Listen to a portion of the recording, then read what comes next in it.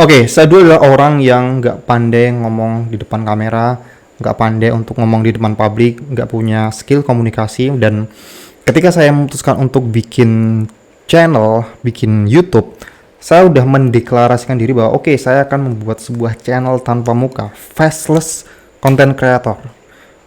Saya tidak akan pernah terbayang bisa tampil depan kamera seperti ini, sama sekali tidak. Karena saya selalu beralasan bahwa saya tidak punya kamera bagus, saya tidak punya kamera yang cukup mumpuni seperti kebanyakan orang yang minimal menggunakan iPhone. Kemudian saya merasa muka saya itu tidak glowing dan saya merasa sangat tidak good looking. Mungkin kalau misalnya dilihat di sini kelihatan glowing karena lightning ya. Tapi kalau misalnya dilihat di zoom, ini banyak banget acne scar, bopeng-bopeng jerawat yang dulu saya akibat dari mencat jerawat itu. Yang itu membuat saya itu minder, membuat saya tidak percaya diri. Kalau saya bikin video di bawah terik sinar matahari, kelihatan banget bopeng-bopengnya. Dan hal kayak gini membuat saya tuh tidak pernah terpikir untuk berbicara di depan kamera. Sama sekali tidak pernah. Makanya saya dari awal sudah mendeklarasikan diri bahwa oke, saya akan bikin konten tanpa muka. Karena saya dulu juga belajar animasi ya. Saya belajar otodidak animasi dan saya mengisi voice overnya. Saya pikir itu udah cukup ya.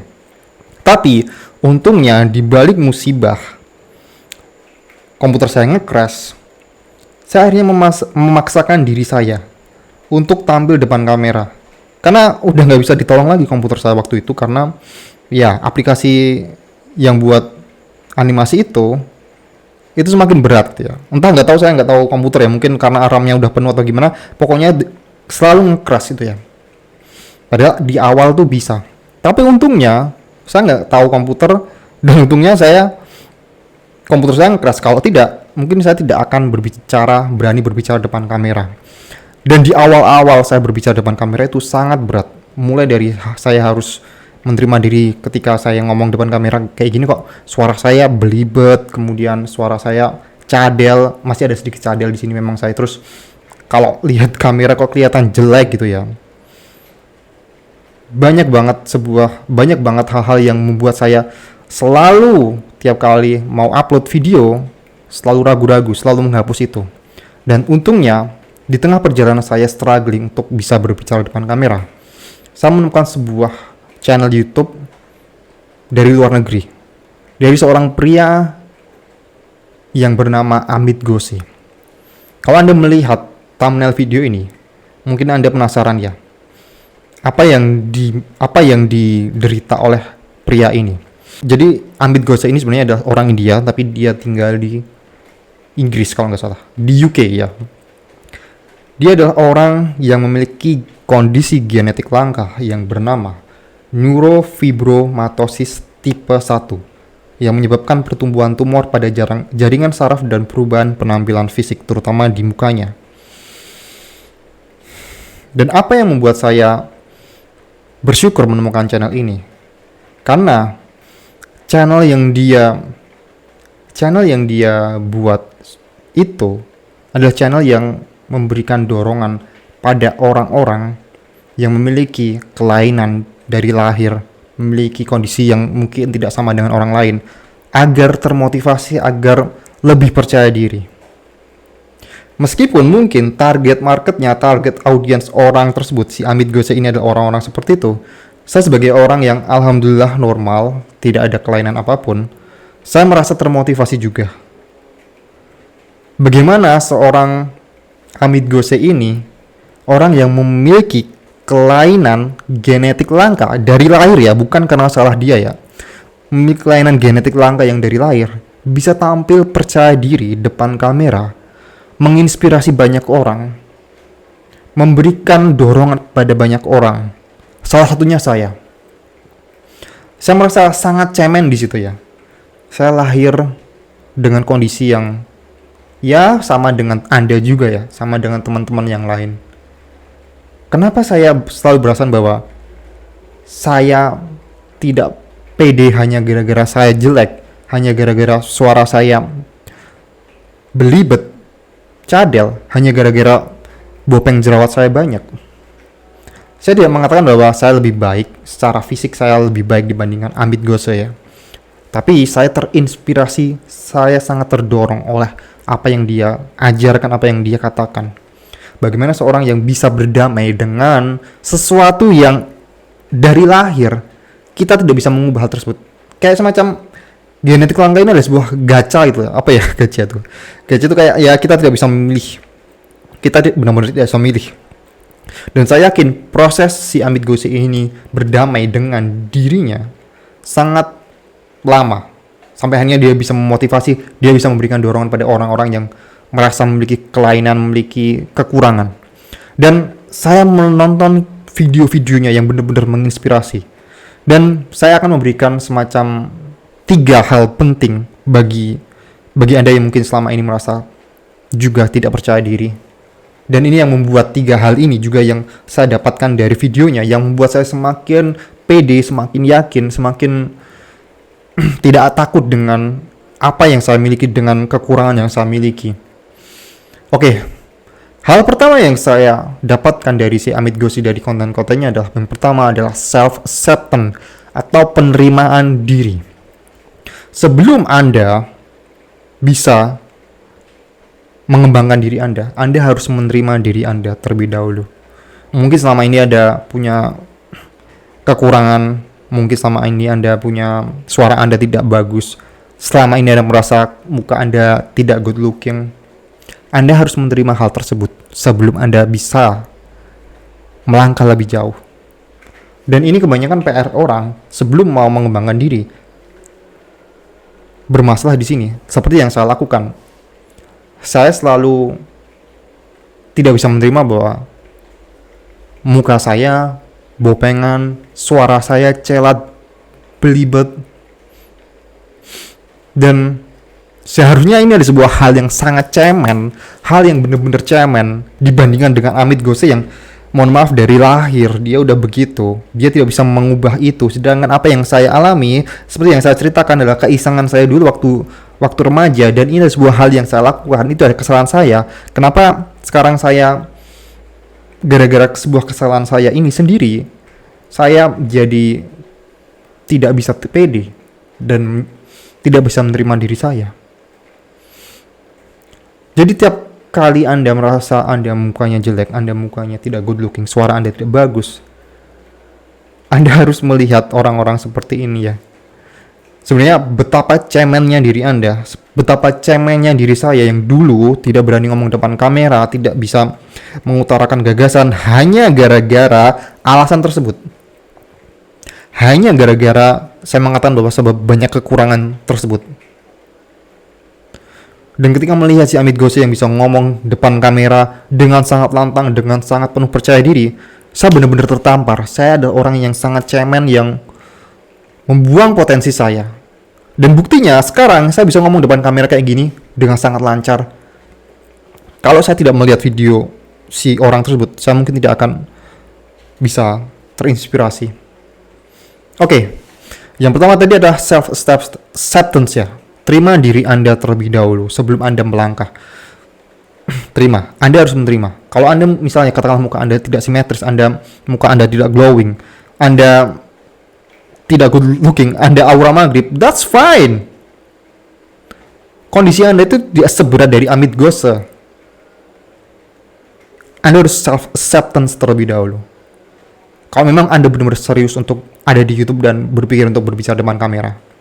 Oke, yang kedua adalah, pertama self-acceptance tadi ya. Yang kedua adalah yang saya dapatkan adalah keyakinan diri. Diceritakan bahwa si Amit Gose ini dulu di awal juga tidak yakin. Siapa yang mau mendengarkan saya berbicara dengan kondisi seperti ini?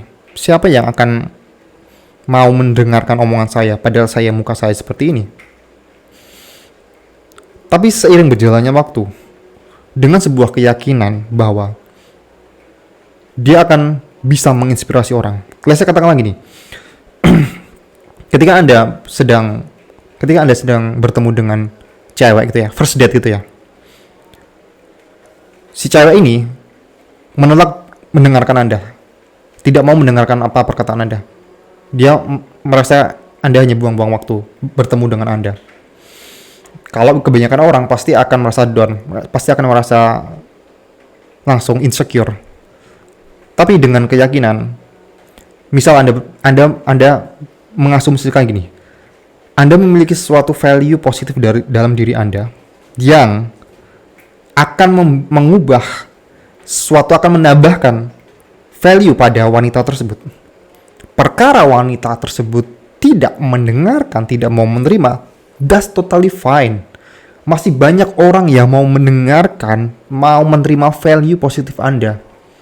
Secemen apapun itu, jika Anda meniati itu dari dalam diri Anda dengan keinginan yang positif, dengan value positif, banyak orang yang akan menerima Anda.